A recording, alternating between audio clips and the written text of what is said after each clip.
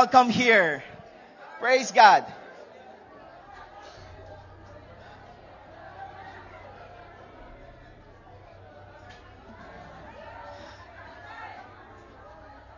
Thank you, Lord. Meron po ba tayong first timer dito? First time again. Praise God.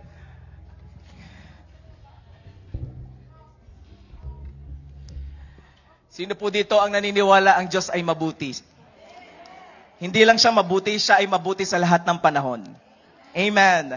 Maaraw man, umuulan man, anuman ang sitwasyon ng ating buhay, siya po ay mabuti. Amen. Amen. Palakpakan niya po muli natin ang Diyos na mabuti sa lahat ng panahon. Amen. For the past 4 Sundays, 4 linggo natin pinag-usapan ang series na about sa joy. Kindly say joy. Okay. The first week we look at the joy that completes. Naalala pa po ba natin yung title po natin, The Joy That Completes You? Amen? We've learned the real joy is not something you find in the world or the world can manufacture. It is something that only Jesus can give. Yung po ating pinag-usapan sa first week ng June. The joy that completes you. Naintindihan natin na ang joy na nakukumpleto sa ating buhay ay ang joy na nanggagaling sa Panginoong Hesus. Amen? In the second week, we talk about do not let your zeal subside. Ano ang pag sinabing zeal? Yung pong kasigasigan or yung bang gana mo sa paglilingkod. Tingnan mo nga katabi mo, mukha bang magana pa yan? Amen? Magana pa ba yan? Magana pastor. Halatang maganang kumain. Amen. Praise God. Praise God. Ayan, punta ko dito. Yan. So we've learned, sa second week, we've learned that the joy without zeal is like fire without flame. What do I mean? It loses its power and its purpose. Kapag wala nang init ang apoy, it will lose its power and purpose. And we were reminded that there is no true joy in neglecting what God has called you to do. God is calling you to do something. At hindi ka magkakaroon ng matinding joy kapag hindi mo ginawa yung bagay na yon. We are called to do the work of the Lord enthusiastically. Yung bang may gana ka. Sino po dito may gana pa? Sino po dito ganado ka pa? I want to remind you, tayo po ay nasa kalahati na po ng taon. Nandiyan pa po ba kayo?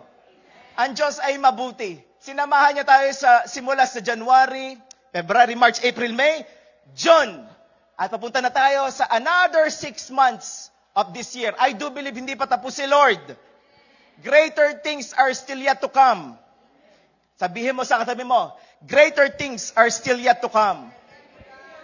May mga answered prayers po tayong natanggap sa kalahati ng taon na ito. At may mas matindi pang answered prayers tayong matatanggap sa paparating na panahon. Amen ba? Last week, on Father's Day, tingnan mo ang tatay mo. Kung hindi mo nabati ang tatay mo ng Father's Day, sabihin mo ngayon, Happy Father's Day. Amen. We celebrate the roles of a happy father. Last week po. We were reminded that joy is not just something we experience personally. Hindi ang joy ay na-experience lang natin. It is something we carry into our homes. Tama ba? Hindi ang joy pinag-aaralan lang po natin here in our church, but also dala-dala natin yung joy that comes from the Lord kahit na tayo ay nasa bahay. Amen. Into our families, into the lives of the people we love. And I do believe mahal mo ang katabi mo. Right? By the way, I would like to recognize the presence of my friend, si Brother Kevin Ibasco. Wow. Welcome. Praise God. And today, we will close the series about joy. Kindly say joy. I call this message, Defeating Joy Stealers. Who among you are excited today? Amen. Defeating Joy Stealers. Today we will look At 5 joy stealers, yung mga bagay na nagnanakaw ng joy natin. Ano ba yung mga bagay na nagnanakaw ng joy natin at paano natin ito matatalo, mapapagtagumpayan? And we will learn from Apostle Paul, who wrote from inside a prison cell and how to defeat every single one. Paano niya dinefeat ang joy stealers while he is inside the prison cell? Imagine that.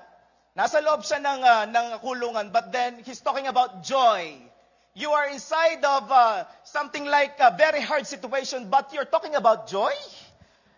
Are you still here? A great pastor and teacher named Tim Keller once said, ang sabi po niya, it's remarkable that in all of his writings, Paul's prayer for his friends contain no appeals for changes in their circumstances. Hindi pinag-pray ni Apostle Paul na mabago ang kanilang situation.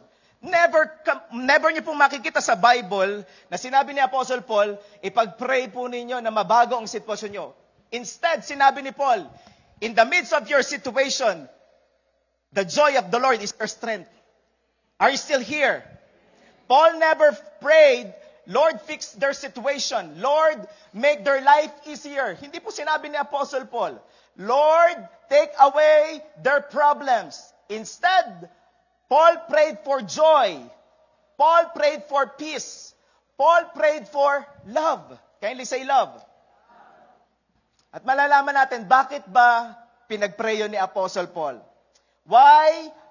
Because Paul already understood what most of us are still learning. We are still learning until now. Can I hear an amen? Who among you wants to learn? Alam niyo po, until now, I'm still learning and learning. I want to learn and learn and learn. Kasi kapag tumigil na tayo sa pag-aaral, tumigil na rin tayo sa pagiging buhay na tao. Are you still here? Amen ba? The problem is not what's happening around you. The problem is what's happening inside of you. Are you still here? The problem is not what's happening around you, because around you, what's happening around you, whatever situation happening around you, hindi yun ang problema talaga. Ang problem is what's happening inside of you. You can change your job. Sino po dito pabago-bago ang kanyang trabaho? Amen? Pabago-bago? You can move to a new place. You can find new friends. I have new friends. I have lots of friends. You can make lots of money and you can still have no joy. But I'm not telling, masama po yung mga bagong kaibigan, bagong bagay, maraming pera. Hindi po masama yon. Pero masama kung doon tayo nagtitiwala, doon nanggagaling ang ating joy. Because all of those things, hindi po yon eternal. Yun po ay temporary. Sino po dito may mga bahay? Sino po pinasok ang bahay nila ng tubig? Amen? We love our house. But then, that's the truth. Our house, they are temporary. Nasisira. Pero ang joy na nanggagaling sa Panginoon, hindi nawawala. Amen? Joy is an inside job. That's why Paul, sitting in prison while in chains, and he's telling Philippians 4 verse 4, rejoice in the Lord always. Kindly say rejoice. Rejoice in the Lord always. Kahit na si Paul ay nasa loob ng kulungan, nakatali ang kanyang mga kamay, ang kanyang mga paa, he is in prison, he's telling Philippians 4 verse 4, rejoice in the Lord always. Now, why does this matter? Paano o bakit po ito nagmamatter? Bakit natin ito pag-uusapan? Because where joy is present, strength remains. Ulitin ko po. When joy is present, strength remains. But when joy disappears, strength begins to fade. That's why Nehemiah 8 verse 10 says, the joy of the Lord, can we just declare it? The joy of the Lord is our strength. When the enemy takes your joy, he's not just taking your smile, he is taking your strength. When the enemy takes your joy, he's not just taking your smile, he is taking your strength. That's why a joyful Christian is powerful Christian. Kapag ka walang joy ang isang Christian, well, that's gonna be a weak Christian. At wala po dito noon. Tignan mo ang katabi mo at ngitian mo nga naman. Mukha bang joyful yan? Amen ba?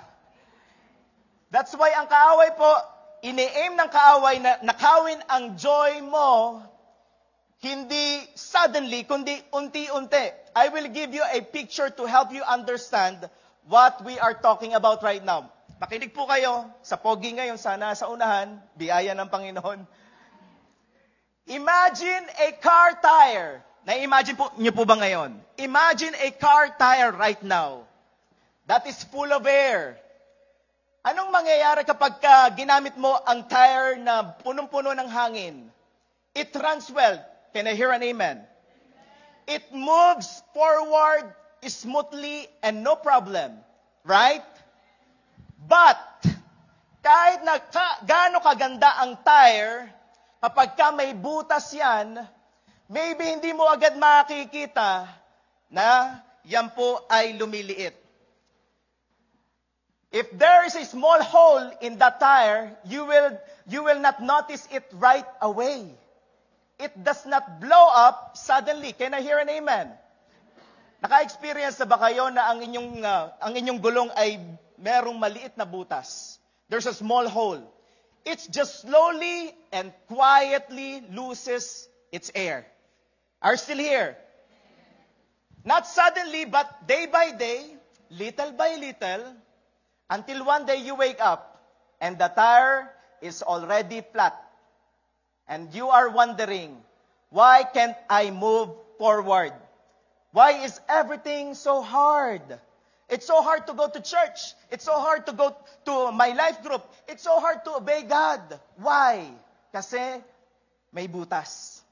Are you still here? That's exactly what joy stealers do. They do not destroy you in one big time and one big moment. They drain you slowly until you have nothing left. And you just wake up, bakit ganito ako? Hindi ako makamove forward right now. May sinasabi si Lord, hindi ko magawa. Bakit? Gusto ko magpakabait, di ko magawa. The 5 joy stealers are the small holes. Ulitin ko, the 5 joy stealers are the small holes in your tire, in your life. And today we are going to find them. Are you guys excited? We're going to find them. We're going to name them. We're going to fix it. Fix that holes into our lives by God's grace. I want to start with the first one. Number 1 joy stealer is complaining. That number 1 joy stealer is complaining. Tingnan mo ang katabi mo, mukha bang nagko-complain yan? Tagal-tagal naman ni Pastor. Haba ng introduction ni Pastor. Sorry po Hindi na nga na, sorry. Sorry na agad. Okay. Paul knew that complaining and arguing destroy unity. It weaken a relationship. And most of all, it rob your joy. Complaining will rob your joy, kapatid. This is what the Bible says, according to Paul. Philippians 2 verse 14, do everything without complaining or arguing. Do everything without complaining or arguing. Alam niyo po, Paul was teaching the Philippian believers that complaining spirit does not reflect Christ. If you are complaining, it will not reflect the character of Christ. Christians are called to shine like stars. Christians are called to shine like stars by living gratitude, humility, and unity. That's why after Philippians 2 verse 14, there's verse 15. At sinabi po dito, then you will be blameless and innocent You will be God's children without any faults among people who are crooked and corrupt. And, sabay-sabay po natin basahin. 1, 2, 3, go. You will...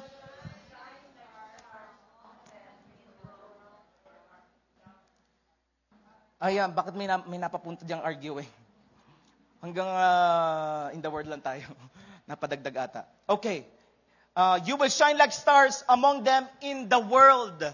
Kaya pala sabi sa Matthew, let your light shine before men, that they may see your good work and glorify your Father in heaven. Are you still here? A mouth full of complaints has no room for joy. Ang taong maraming complain, walang siyang joy sa kanyang puso. Sabi po ni Robert Half, kasi hindi siya complete. Robert Half, sabi po niya, complaining is finding fault. Hindi ko alam kung nag-gets nyo. Robert Half, kasi hindi siya complete. Okay, ako na lang tumatawa. Sorry naman. Pasensya na kayo, hindi naman ako magaling magpatawa. Okay, hindi naman ako... Okay, basahin nga natin, 1, 2, 3, go. Complaining... Ayun pala yun. Complainer or complaining is finding just faults. But wisdom is finding... And we as J1, we as Christians right now, we are not complainer, but we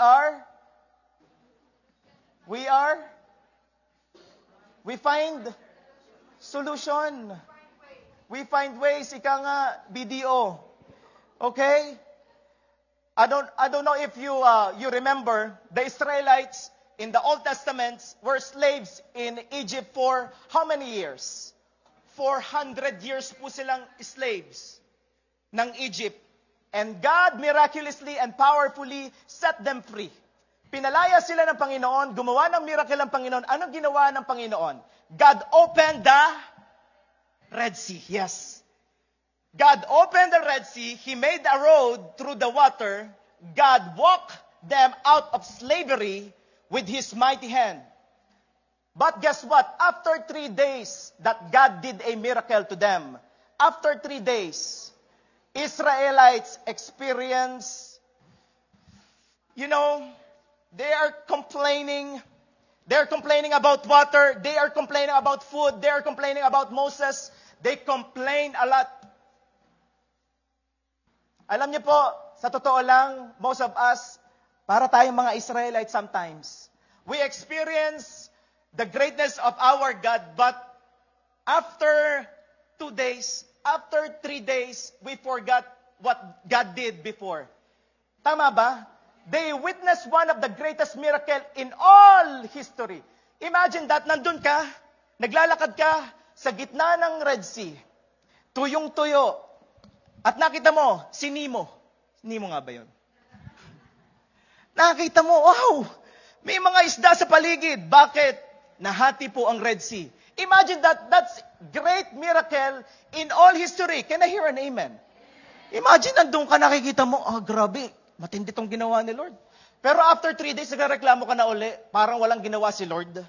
Are still here. But before we judge them, let's be honest with ourselves right now. We complain about traffic. We complain about weather. Ulan. We complain about our job. We are complaining a lot. We complain about our spouse. Ano ba yan? Uuwi na nga lang. We complain about our children. That sometimes we forgot. Ito nga palang mga taong ito nga palang job na ito, pinag-pray ko dati, tapos ngayon, nagre-reklamo na ako. You're praying for a job, but right now you're complaining, ano ba yan, Lord? Ang tagal-tagal naman ito matapos itong trabaho kong to. But before, you're praying for that. You're praying for a child, but now you are complaining about your child. You're praying to have a spouse, to have a wife, to have a husband, but now you're complaining about your husband. Are still here. Nakaka-relate pa ba kayo? Or ako lang? Hindi ako nakaka-relate. Mahal ko yung asawa ko, mahal din ako ng asawa ko.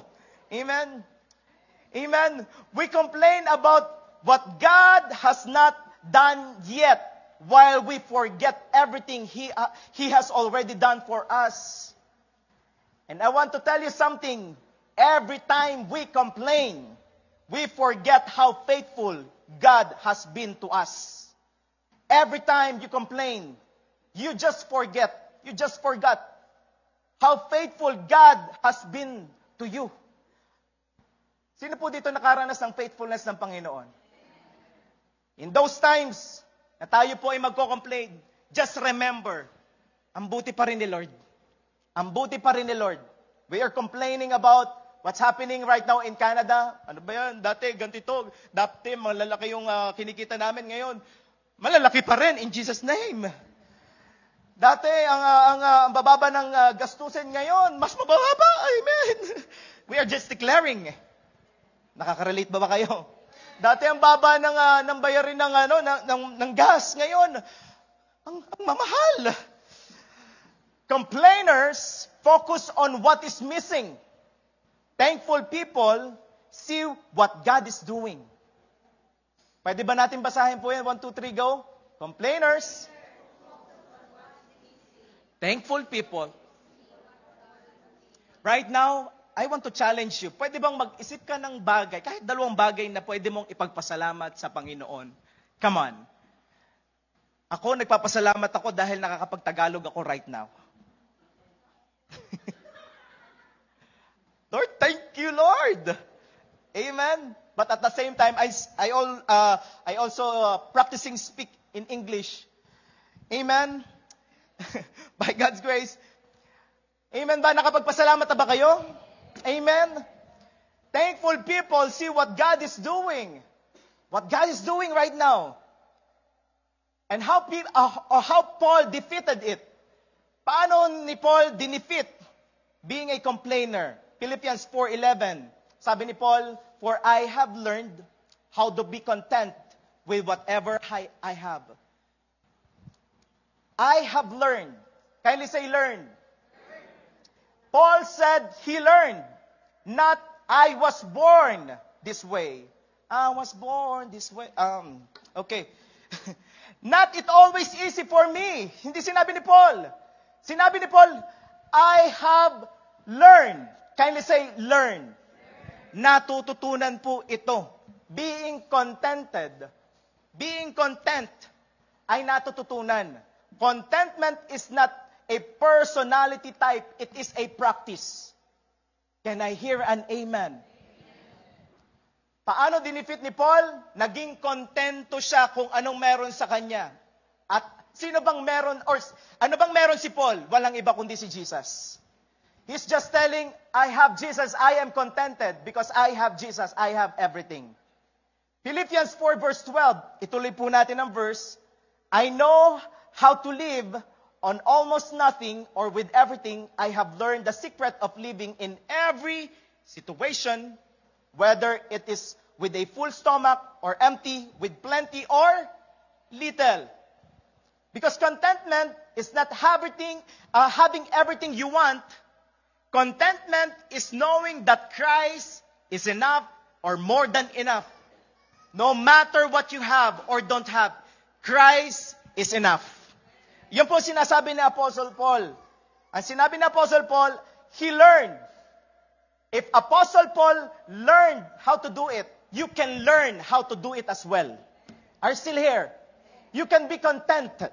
Ano po, contented? Tama ba ang English ko? Because Paul's contentment was not self-sufficiency, it was Christ's sufficiency. That's why, yung pong verse 13, kapag tinuloy niyo po yung verse, Philippians 4:13, can we just read it? 1, 2, 3, go.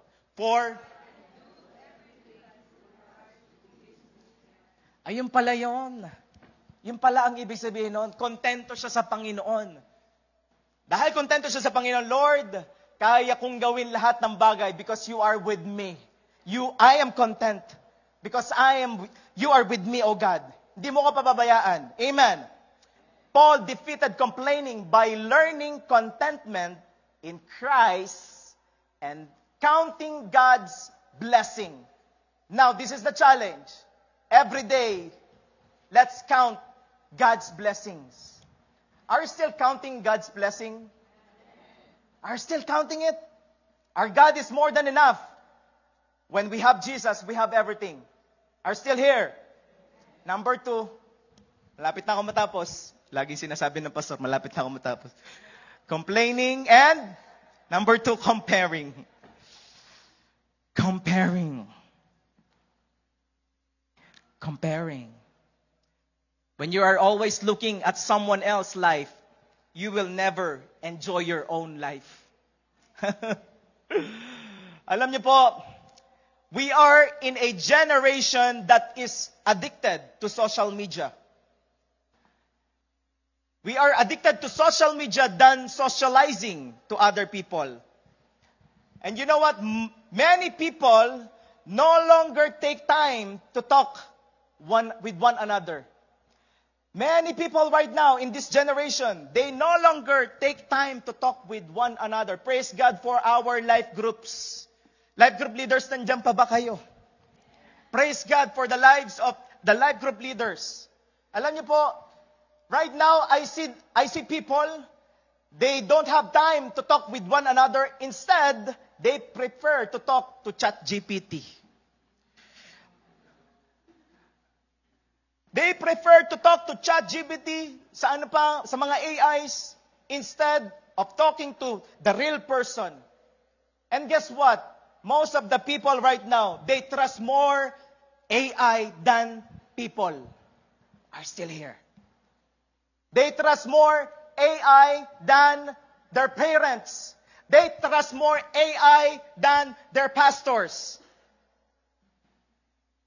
When social media came, ito po ang nangyari, 77% of Gen Z respondents said social media affects how they compare themselves to others. Nandiyan po ba yon? And 2023, meron pong pag-aaral. Can we just see it? Ayan. Okay. A 2023 comparison culture report found that 93% of people felt pressure to compare themselves to others online. Ano po?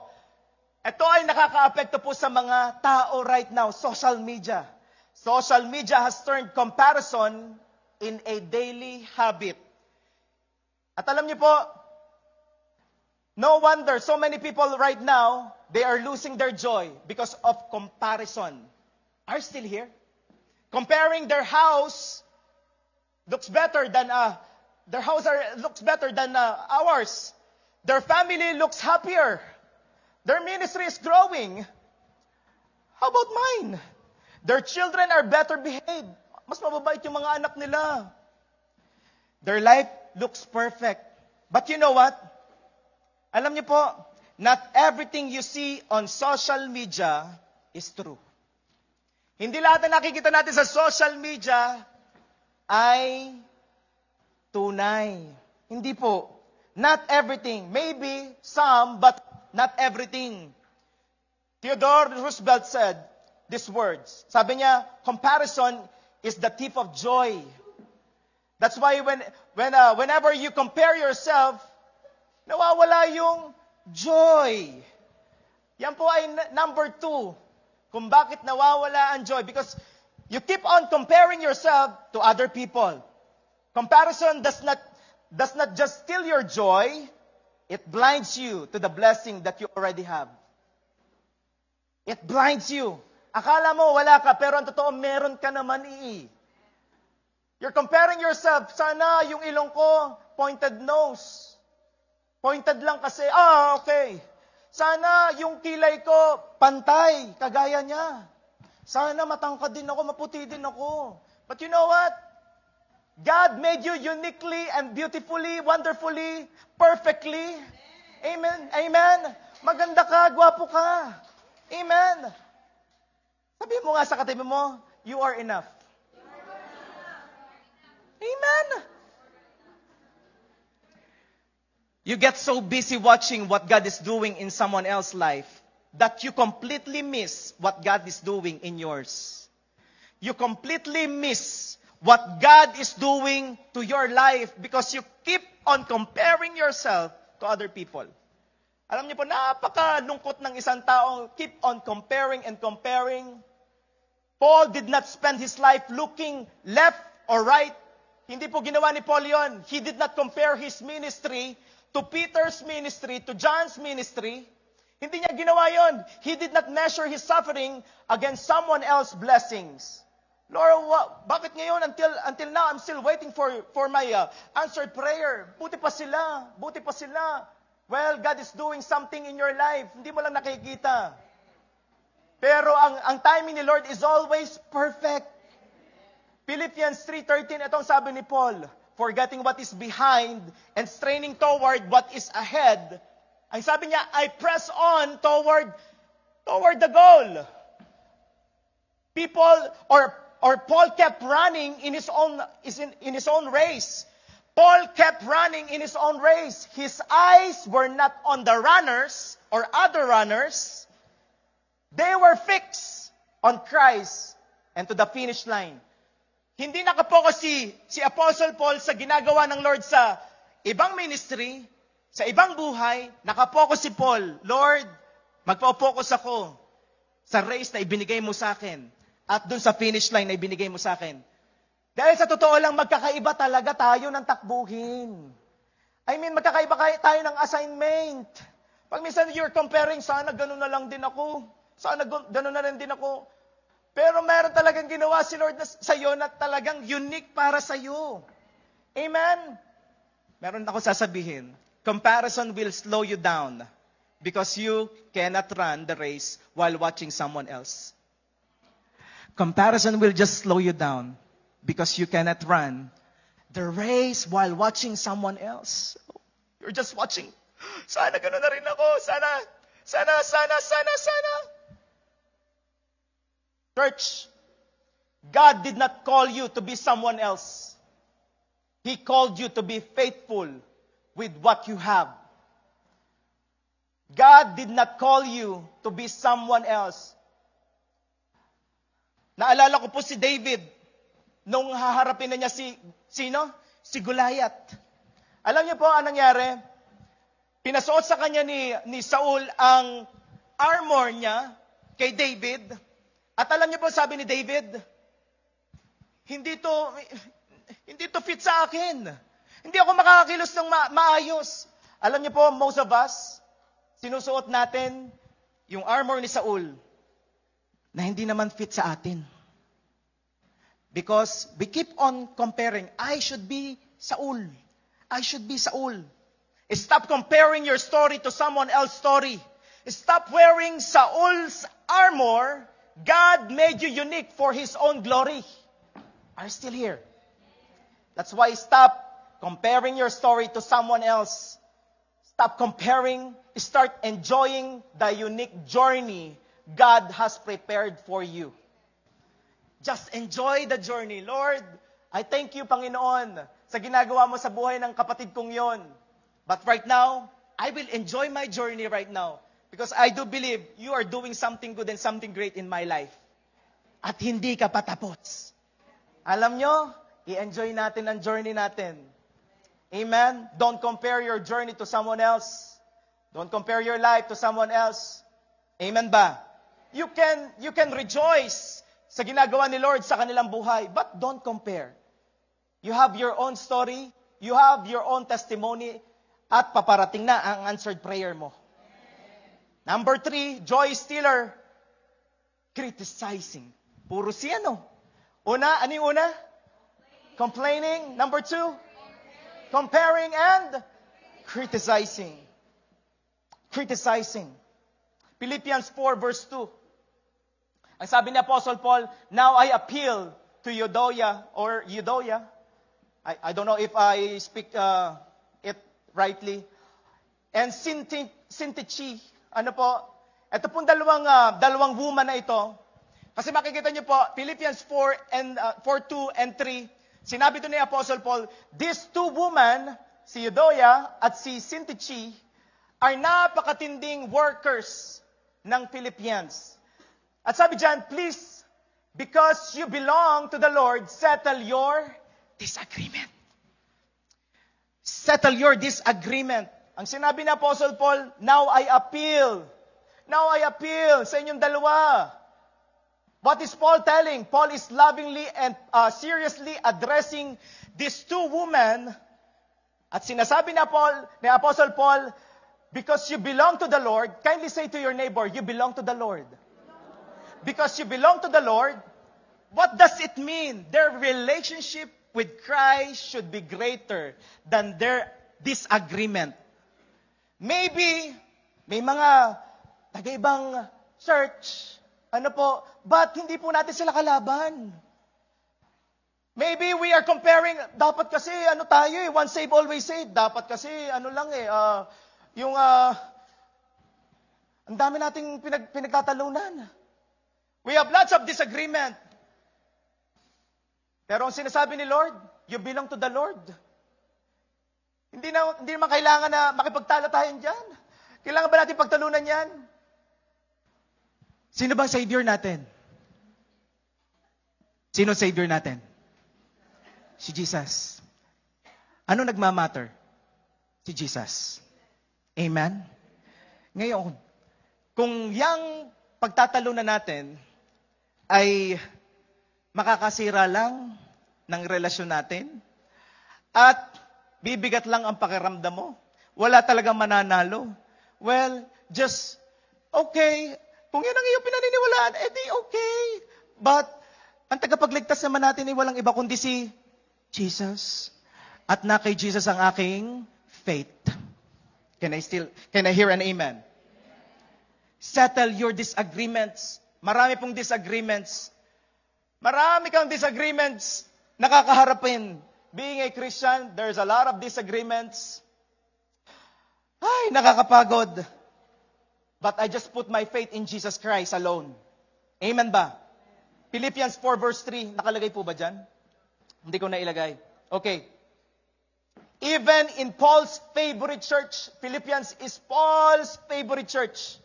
The church he loved the most, Philippians. There are two people were in conflict, criticizing each other, causing division. And it was hurting the whole church. You know what? If there's criticism inside the church, it will hurt the whole congregation. That's why kailangan po itong matigil. Can I hear an amen? Paul loved this church so much that he stopped his letter just to address this one problem. Kita niyo po kung gaano ka-importante itong criticism? Paul stopped his letter just to address this problem of criticism. Because Paul knew a critical spirit and joyful heart cannot live in the same place at the same time.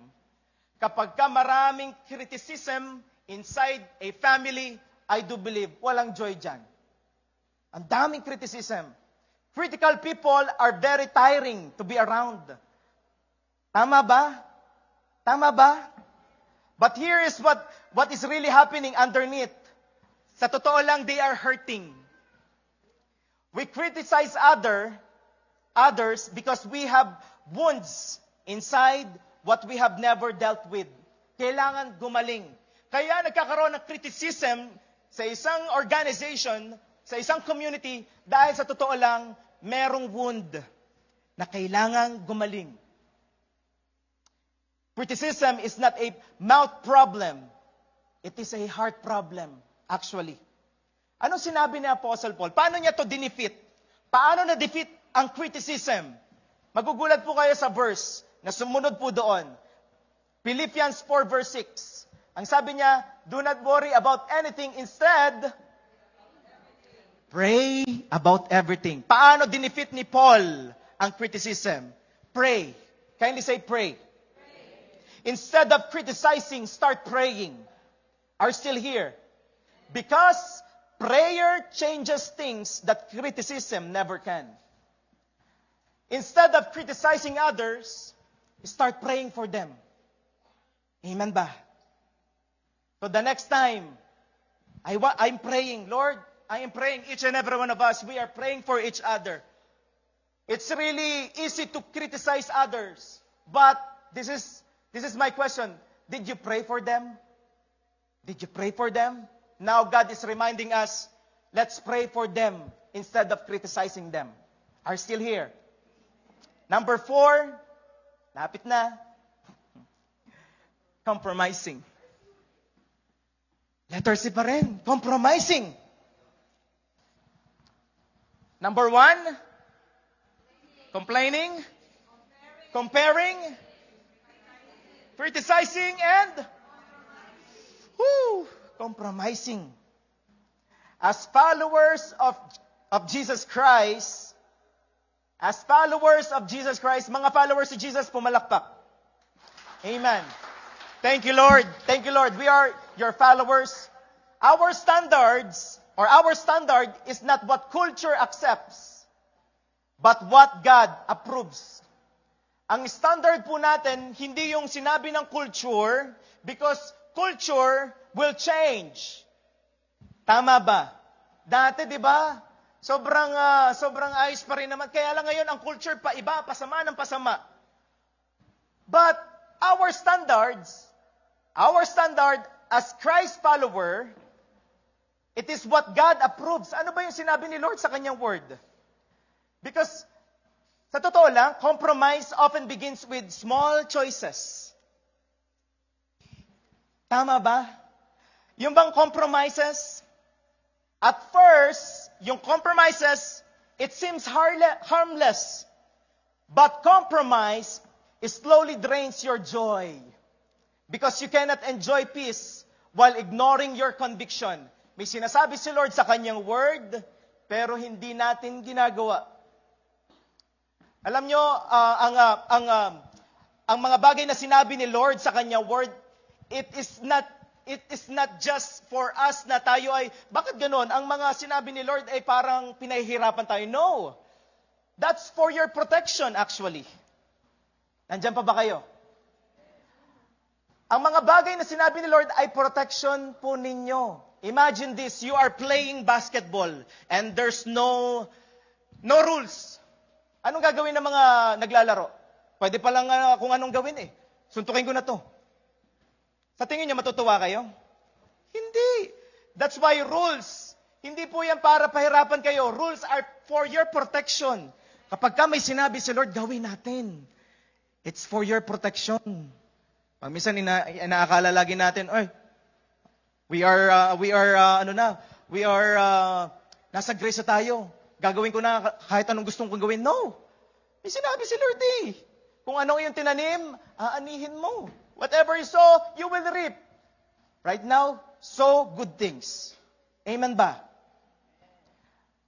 Even the man after God's own heart, David, the giant slayer, the king of Israel, balik tayo kay David, lost his joy. Bakit nawala ang joy ni David? Why? Because he sinned against God. He committed sin. He compromised. Nag-compromise po si David. He committed adultery and murder. Yan po ang ginawa ni David.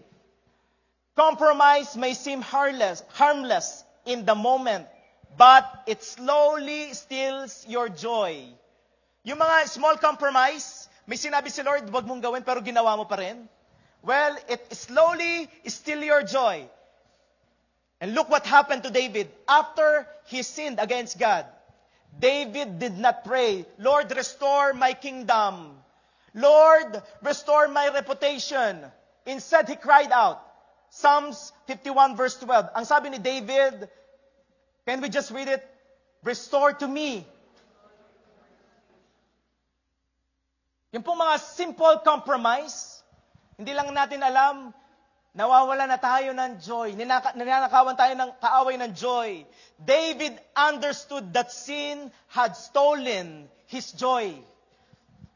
Yung kasalanan, ninanakawan tayo ng joy. Kaya alam niyo po si David, wala siyang joy eh. Lord, restore to me the joy of the joy of your salvation. And here is the good news. Kindly say good news. If your joy has been lost, God can restore it. kung nanakaw ang joy mo, kung nawala man ang joy mo, God can still restore it. Paano dinipit ni Paul? Ang bagay nito, Paul could have denied, balik tayo kay Paul, Paul could have denied Christ and escaped prison. Pwede namang umalis na si Paul sa prison, but he refused. Philippians 1 verse 21, sabi ni Apostle Paul, for me living means living for Christ, and dying is even better. Anong sinasabi ni Apostle Paul? For me, living is for Christ. For me, is obeying Christ. While I'm living, I want to obey Christ rather than compromising. It's easy to compromise. But after you compromise, wala namang kapayapaan eh. Tama ba? After you did something, you may pleasure pero pansamantala, it's pleasurable. But for how many minutes? For how many hours? After that, you lose your joy. Good thing, meron laging grace kapag kay Lord. Amen? Start compromising, start obeying God. Are you still here? Every compromise carries a consequences. But every act of obedience move you closer to your breakthrough. Kapag ka nag-obey ka kay Lord, I want to tell you, lumalapit ka sa breakthrough mo. Kasi sinusunod mo si Lord. Marami po sa Bible ang nag-compromise. Si Samson nag-compromise, si Adam at Eve nag-compromise. Sino nag-obey? Alam niyo po si Joseph nag-obey eh. Naranasan niya yung promise ni Lord. Si Abraham nag-obey. Madami din nag-obey. Si Daniel nag-obey kay Lord eh. Naranasan niya yung protection ni Lord at pagpapala ng Panginoon. Alam niyo po, ang challenge ko sa inyo, let's obey God. Kahit sa mga simple things, we can obey God. Hindi naman kailangan maraming tao makakakita. No. Kahit doon sa mga simple things, sa mga private na ginagawa natin sa ating buhay, we can still obey God. At kapag ka na-practice natin sa ating private, magagawa din natin ito much better sa public. Are you still here? So number 4, anong number 4? Compromising. Sabi mo sa katabi mo, stop compromising. Start obeying. And lastly, Pastor, last na talaga yan ha. Okay, last na. Joy stealer number 5, carrying unforgiveness. Ito po ay napakatinding makawala ng joy sa puso. Carrying unforgiveness. Last, letter C. Bago po ako magtapos, meron ako sasabihin sa inyo. Unforgiveness is a prison cell you build for someone else, but you are the one who ends up locked inside. That's the truth. It's a prison cell you build for someone else. Dapat siya. Pero sa totoo lang, ikaw yung nakakulong doon. Colossians 3:13, sabi ni Apostle Paul again, bear with each other and forgive one another. Bakit ito sinabi ni Apostle Paul? Bakit ito sinabi na dito sa Bible? Bear with each other and forgive one another. If any of you has grievance against someone, forgive as the Lord forgave you. Wala iba tayong pagkukuhanan kundi paano ba tayo pinatawad ng Panginoon? I know na masakit. Masakit ang masaktan. Totoo yun. But being hurt is unavoidable part of life. Let me say it again. Being hurt is unavoidable part of life. Palagi tayong masasaktan. Pwede tayong masaktan because we live in a broken, filled with broken people. We are living in a broken world with a broken people right now. And sooner or later, someone will disappoint you. Totoo yun. Someone will disappoint you. Someone will betray us. Someone will hurt us. Tama ba? Maybe your friend betrayed you. A family member wounded you with words. Your spouse broke your heart. Maybe a church leader disappointed you. And I'm very sorry. But I want to tell you something. Being hurt is one thing. Staying hurt is another thing. Palaging masasaktan, yes. But staying hurt, I don't want to be staying hurt. Until now, pwede pa, as a pastor, nasasaktan din ako. But I don't allow that hurt to stay in my heart. Ang hirap kaya, maglilingkod ka sa Panginoon, or mabubuhay ka, you're staying hurt.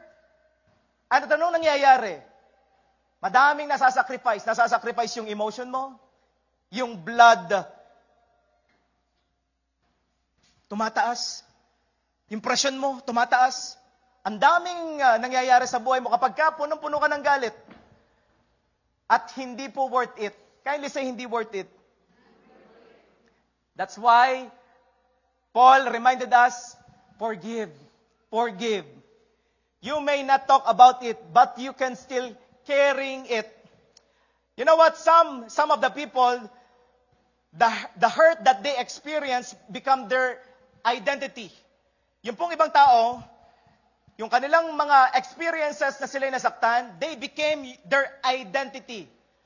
And sometimes, kapag ka yung pressure ng life biglang dumating, nati-trigger sila. Why they've been triggered? Bakit sila nakaka-experience ng trigger? Kasi hindi gumaling ang kanilang puso. But I want to tell you something. God wants you to be healed.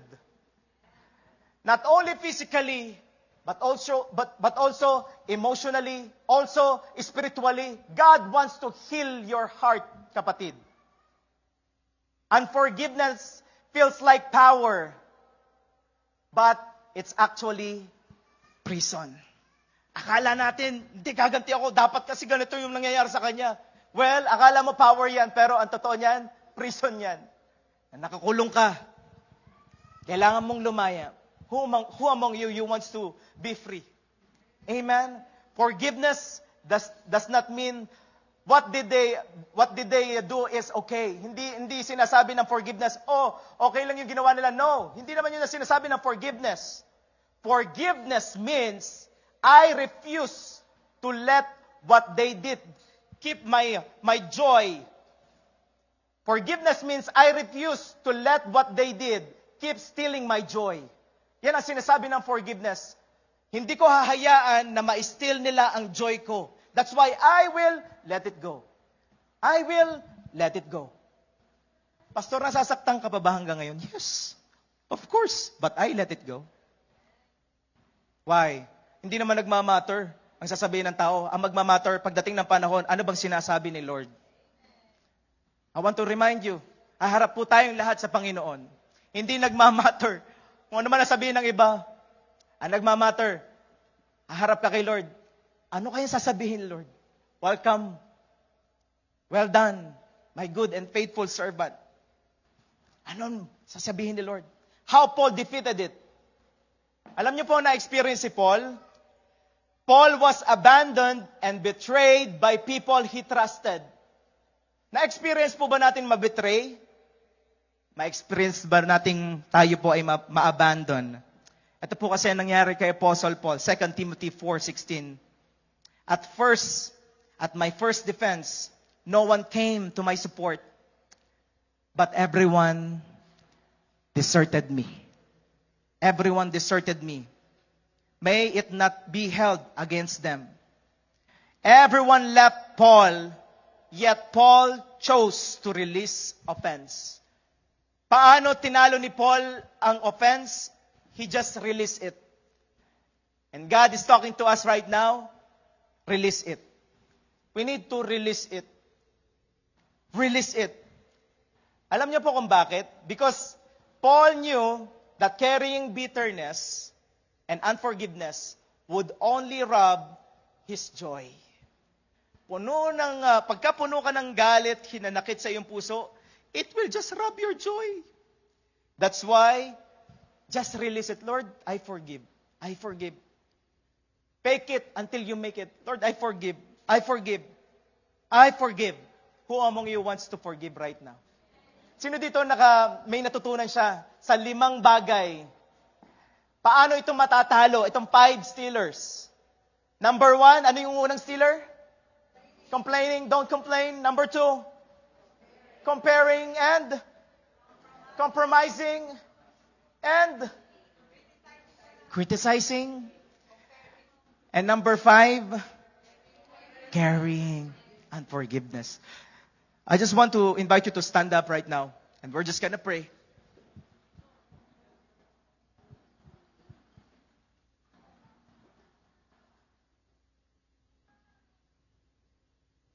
Sabi ni Lewis Smedes, to forgive is to set a prisoner free and discover that the prisoner was you. Alam niyo po, laging may pag-asa sa Panginoon. And right now, I don't know about you. Maybe there's something na hindi natin mapatawad, can't forgive until now. You're still holding a grudge for somebody. But this time, if you really want to receive the joy that comes from the Lord, well, it's about time to forgive. Release it.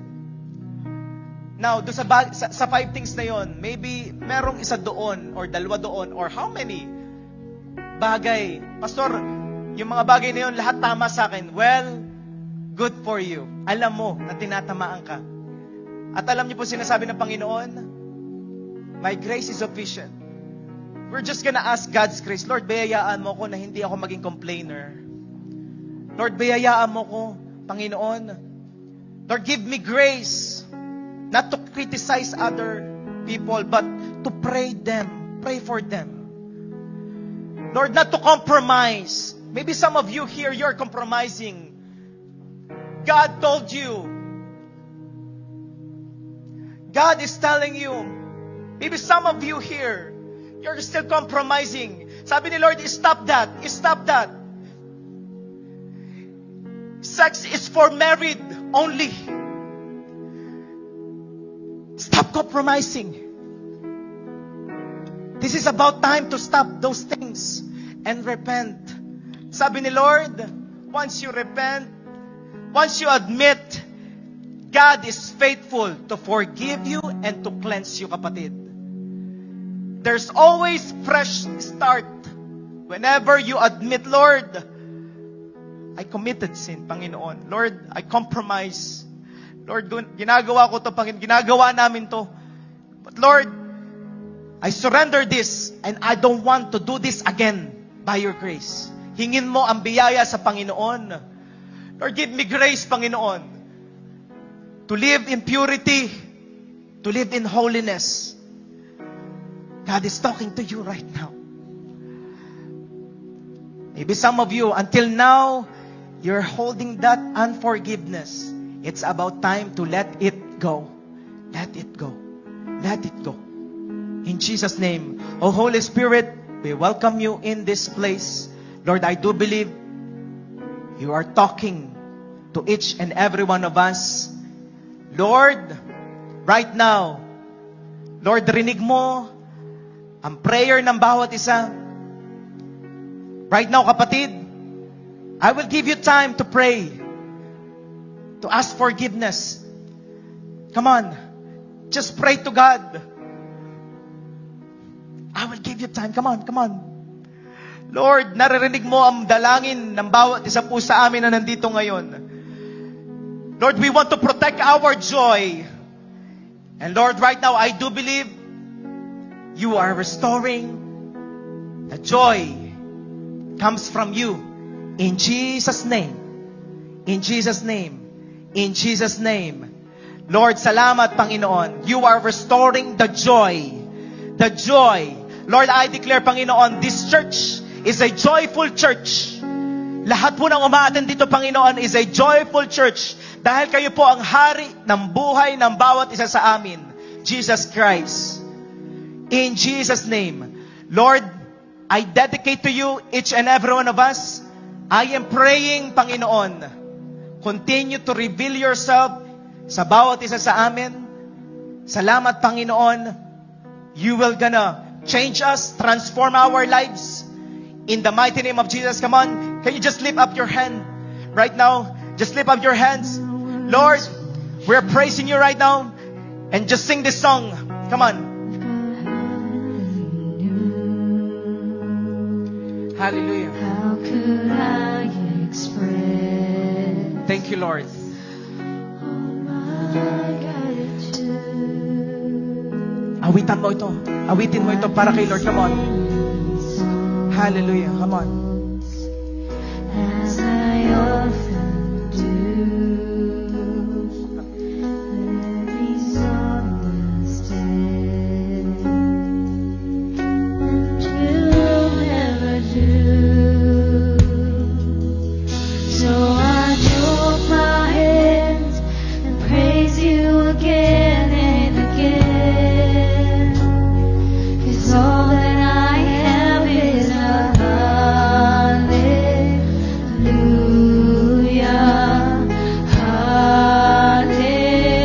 hallelujah. And I know it's not much, but I have nothing else fit for a king, except for a heart singing hallelujah, hallelujah.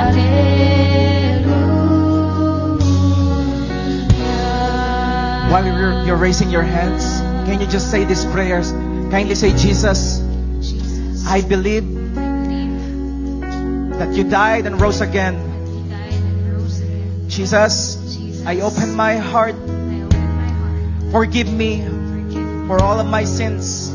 I receive you as my personal Savior of my life. Jesus, help me to live for your glory. Reveal yourself more to me. Jesus, I surrender everything to you. In Jesus' name, amen. Right now, I just want to invite our communion staff. We're just gonna pray for our communion while singing this song. So I throw up my hands and praise you again and again. Come on, just sing this song as an act of worship to God. Come on. Love is a hallelujah,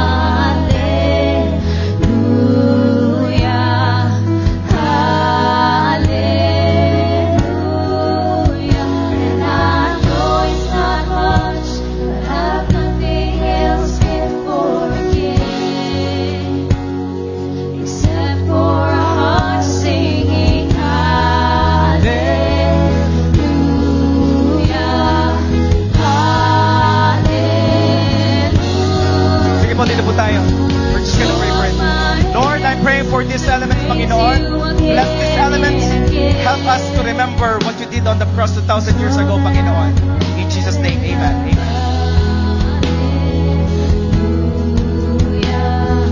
Hallelujah.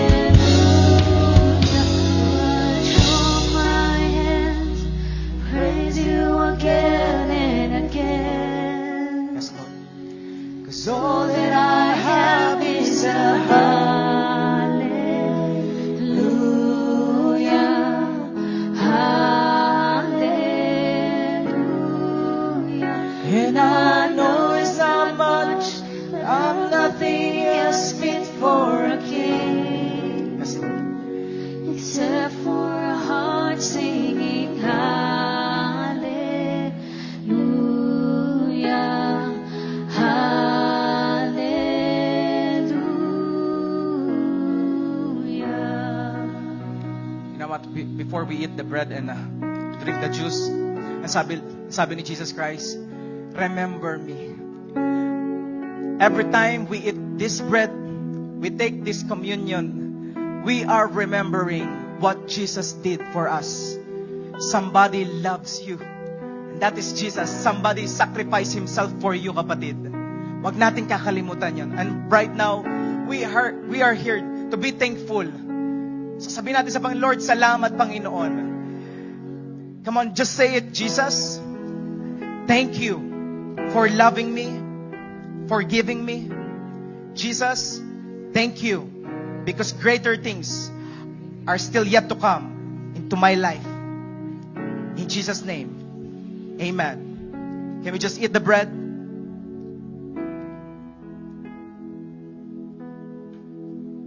Right now, just say, Jesus, thank you for your blood. I'm already cleansed and forgiven. In Jesus' name, amen. Let's drink the juice. Thank you, Lord.